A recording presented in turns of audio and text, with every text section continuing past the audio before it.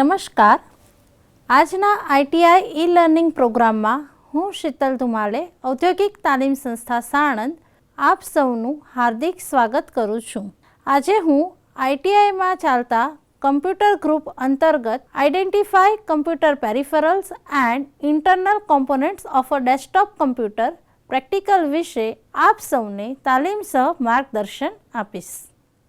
તો આજે આપણે identify computer peripherals and internal components of a computer system વિશે સમજીશું. કમ્પ્યુટર સાથે જોડવામાં આવતા ભૌતિક સાધનો કે જેને આપણે ડિવાઇસીસ કહીએ છીએ તેને કમ્પ્યુટર પેરિફેરલ્સ કહેવામાં આવે છે. કમ્પ્યુટર પેરિફેરલ્સ ઇન્ટરનલ બી હોઈ શકે છે અને એક્સટર્નલ બી હોઈ શકે છે.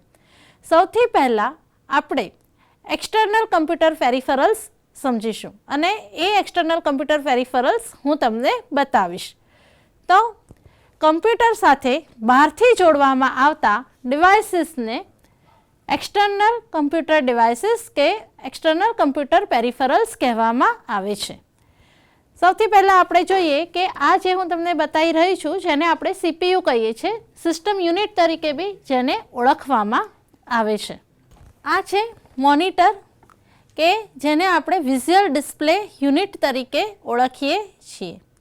જે કંઈ પણ માહિતી આપણે કમ્પ્યુટરમાં એન્ટર કરીએ છીએ તે જનરલી મોનિટર ઉપર ડિસ્પ્લે થતી હોય છે. આ કીબોર્ડ છે. કીબોર્ડથી આપણે કમ્પ્યુટરમાં ડેટા એન્ટર કરીએ છીએ જેને આપણે ઇનપુટ તરીકે ઓળખીએ છીએ. આને આપણે માઉસ કહીશું. આ માઉસ છે કે જેના થ્રુ પણ આપણે કમ્પ્યુટરમાં ડેટા ઇનપુટ કરી શકીએ છીએ અને ડિફરન્ટ કમાન્ડ્સ કમ્પ્યુટર સિસ્ટમને આપી શકીએ છીએ. આ બેઝિક ડિવાઇસીસ છે. એના સિવાય પણ બીજા એક્સટર્નલ ડિવાઇસીસ હોય છે જેમ કે સ્પીકર્સ છે, પ્રિન્ટર છે, સ્કેનર છે. એ બધા જ ડિવાઇસીસ આપણે કમ્પ્યુટર સાથે બહારથી કનેક્ટ કરી શકીએ છીએ. હવે પહેલાં આપણે જોઈએ કે આ બધા ડિવાઇસીસ કઈ રીતે કનેક્ટ થાય છે. હવે આપણે સૌથી પહેલાં સિસ્ટમ યુનિટના આગળનો ભાગ સમજીશું. તો આપણે જોઈએ કે આ જે છે એ સીડી કે ડીવીડી ડ્રાઈવ છે જેમાં આપણે સીડી કે ડીવીડી ઇન્સર્ટ કરી શકીએ છીએ.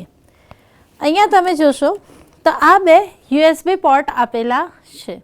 યુએસબી પોર્ટથી આપણે કોઈ બી યુએસબી ડિવાઇસ કનેક્ટ કરી શકીએ છીએ. જનરલી અત્યારની લેટેસ્ટ સિસ્ટમમાં આગળના ભાગમાં 2 કે 3 યુએસબી પોર્ટ હોય છે અવેલેબલ અને સીપીયુના પાછળના ભાગમાં પણ 3 થી 4 તમને યુએસબી પોર્ટ મળશે. કારણ કે હવે જેટલા બી ડિવાઇસીસ આવે છે લેટેસ્ટ એ બધા યુએસબી સપોર્ટેડ હોય છે, યુએસબી ડિવાઇસીસ જ હોય છે. આપણે જોઈએ કે આ આપણું કીબોર્ડ છે. આ કીબોર્ડ પણ યુએસબી કીબોર્ડ જ છે. જેને મારે સીપીયુ સાથે કનેક્ટ કરવું હોય તો હું એને આવી રીતે આ કેબલ યુએસબી પોર્ટમાં ભરાઈને કીબોર્ડને સીપીયુ સાથે કનેક્ટ કરી શકું છું. સેમ વે મારું યુએસબી માઉસ છે અહીંયા મારી પાસે અવેલેબલ. તો હું યુએસબી માઉસને બી અહીંયા યુએસબી પોર્ટમાં ભરાઈને મારા સીપીયુ જોડે કીબોર્ડ અને માઉસને કનેક્ટ કરી શકું છું. મોનિટર છે.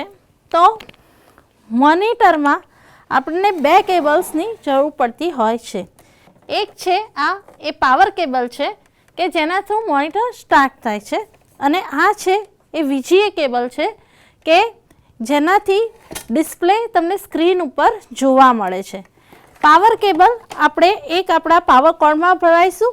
મોનિટરનો જે વીજીએ કેબલ છે એનો એક ભાગ જેમ મેં તમને બતાવ્યું એમ એક મોનિટરના પાછળના ભાગમાં જશે અને એનો બીજો છેડો આપણે સીપીયુમાં અહીંયા જે વીજીએ પોર્ટ આપેલું છે, સિરિયલ પોર્ટ અને પેરેલલ પોર્ટ હોય છે, અહીંયા આપણે લગાવવાનો હોય છે. એના માટે આ જે પિન હોય છે, આ પિન જે તમે જોઈ શકો છો, આ પિન પહેલાં ખોલી દેવાની અને આ પિન તમારે અહીંયા પ્રોપરલી મેચ કરવાની હોય છે. પછી લગાવીને આ પિન તમે ટાઈટ કરી દો આવી રીતે એટલે એ કેબલ તમારો ફિટ થઈ જાય છે. તમે હવે જોઈ શકો છો અહીંયા ઉપરના ભાગમાં પણ આ જે પોર્ટ છે એ PS2 પોર્ટ છે. PS2 પોર્ટ એટલે કે પર્સનલ સિસ્ટમ 2 પોર્ટ. જે જૂના કીબોર્ડ અને માઉસ હતા એના સપોર્ટ કરતા હતા PS2 પોર્ટને. તો એ પોર્ટમાં નાની નાની પિન આવેલી હોય છે કે એ પિનો મેચ કરીને જ આમાં એ કેબલ ભરાવાનો હોય છે અને એ પિનો ખૂબ જ સેન્સિટિવ હોય છે, પાતળી હોય છે, એટલે કે જો પ્રોપરલી તમે મેચ કરીને પિન ના ભરાવો તો એ પિન વળી જાય છે અને પોર્ટ બગડવાની સંભાવના રહે છે.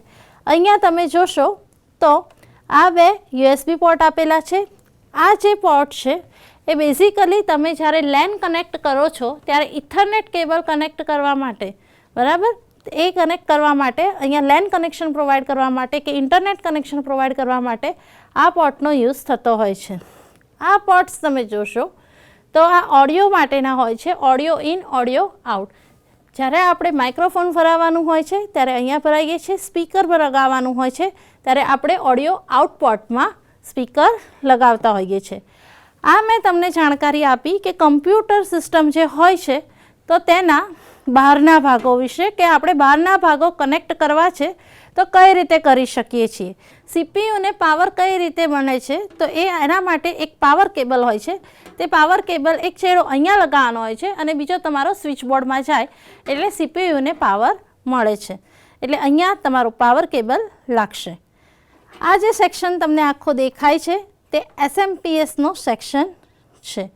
અહીંયા જે તમે જોઈ શકો છો એ બીજા બધા જો તમારે એક્સપાન્શન સ્લોટ્સ છે કે તમારે કોઈ બીજા કાર્ડ્સ લગાવવાના હોય, એક્સપાન્શન કાર્ડ લગાવવાના હોય, નેટવર્ક ઇન્ટરફેસ કાર્ડ લગાવવાના હોય તો એના માટે તમે આ સેક્શન્સનો યુઝ કરી શકો છો. તો આ થયા કમ્પ્યુટરને આપણે કઈ રીતે કનેક્ટ કરી શકીએ છીએ અને કમ્પ્યુટરના બહારના ભાગો વિશે મેં તમને સમજાવ્યું. હવે હું તમને આ CPU ખોલીને કમ્પ્યુટરના ઇન્ટરનલ ભાગો વિશે સમજાવીશ. હવે આપણે કમ્પ્યુટરના અંદરના ભાગો વિશે સમજીશું. કમ્પ્યુટરના અંદરના ભાગો સમજવા માટે મારે આ સિસ્ટમ યુનિટ ખોલવું પડશે. તો હું પહેલાં આ સિસ્ટમ યુનિટમાં આ જે સ્ક્રૂ છે લગાવેલા એ ઓપન કરીશ સ્ક્રૂડ્રાઈવરથી. પછી તમે આ સેક્શનને થોડું પ્રેસ કરશો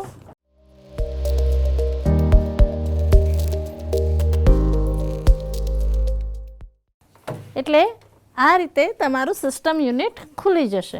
હવે આપણે કમ્પ્યુટરના ઇન્ટરનલ ભાગો સમજીએ. અહીંયા જે તમને દેખાઈ રહ્યું છે એ આખું મધરબોર્ડ છે. મધરબોર્ડ છે એને મેઇન સર્કિટ બોર્ડ બી કહેવામાં આવે છે, પ્રિન્ટેડ સર્કિટ બોર્ડ બી કહેવામાં આવે છે, કારણ કે કમ્પ્યુટરના દરેક ભાગોનું જોડાણ મધરબોર્ડ સાથે થયેલું હોય છે. અહીંયા તમે જોશો તો આ હાર્ડ ડિસ્ક છે. આ હાર્ડ ડિસ્ક છે કે જેમાં તમારો ડેટા પરમનન્ટલી સ્ટોર થતો હોય છે.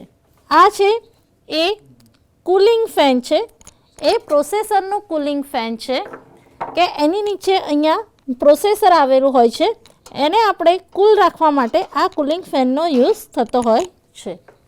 આ સેક્શન જે છે એ SMPS છે, સ્વિચ મોડ પાવર સપ્લાય.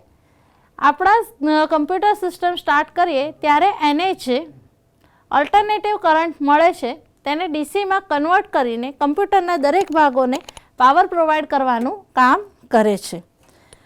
અહીંયા તમે જોશો તો આ CD કે DVD ડ્રાઈવનો ભાગ છે. આ RAM છે, રેન્ડમ એક્સેસ મેમરી. કમ્પ્યુટર જ્યારે વર્ક કરતું હોય ત્યારે જે કોઈ પણ ડેટા કે પ્રોગ્રામ્સ હોય છે તે આ ટેમ્પરરી મેમરીમાં સ્ટોર થતા હોય છે. આપણે રેમને કાઢવી હોય તો અહીંયા આ બે ઠેસી છે, એ ઠેસીને તમે દબાવો, પ્રેસ કરો એટલે અને પછી આમ ખેંચી લો એટલે આ રેમ બહાર નીકળશે. આ રેમ છે જેને આપણે રેન્ડમ એક્સેસ મેમરી બી કહીએ છીએ. જ્યારે પણ કમ્પ્યુટરમાં બેઝિક પ્રોબ્લેમ્સ હોય કે જેમ કે ડિસ્પ્લે ના આવતું હોય કે નોર્મલ પ્રોબ્લેમ લાગે તો તમે રેમને આવી રીતે કાઢીને સાફ કરીને ફરી એના સ્લોટમાં લગાવી દો તો ઘણીવાર પ્રોબ્લેમ સોલ્વ થઈ જતો હોય છે. આ રેમનો સ્લોટ છે કે જેમાં રેમ લગાવેલી હોય છે. આ તમે જોશો તો એ CMOS સેલ છે. જ્યારે આપણે કમ્પ્યુટર બુટિંગ પ્રોસેસ પતે અને સ્ટાર્ટ થાય છે અને આપણું ડેસ્કટોપ દેખાય ત્યારે રાઈટ સાઈડમાં કોર્નરમાં આપણને ડેટ અને ટાઈમ જોવા મળે છે. જે કરેક્ટ ડેટ અને ટાઈમ આપણને આ CMOS સેલ વડે જોવા મળે છે, જેને કોમ્પ્લિમેન્ટરી મેટલ ઓક્સાઇડ સેમિકન્ડક્ટર તરીકે પણ ઓળખવામાં આવે છે. આ જે છે એ કેબલ્સ છે. SMPS જે છે એ દરેકને પાવર સપ્લાય પ્રોવાઈડ કરે છે.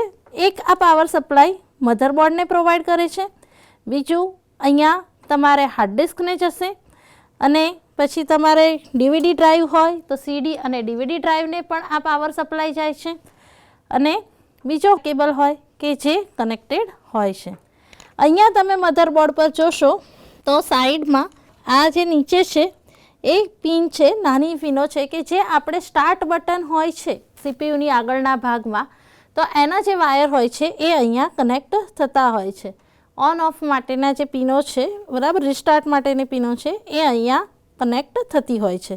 તો આ રીતે આજે આપણે કમ્પ્યુટરના ઇન્ટરનલ તેમજ એક્સટર્નલ ભાગો વિશે સમજ મેળવી. તમને બધાને આ માહિતી ઉપયોગી થઈ રહેશે. આભાર.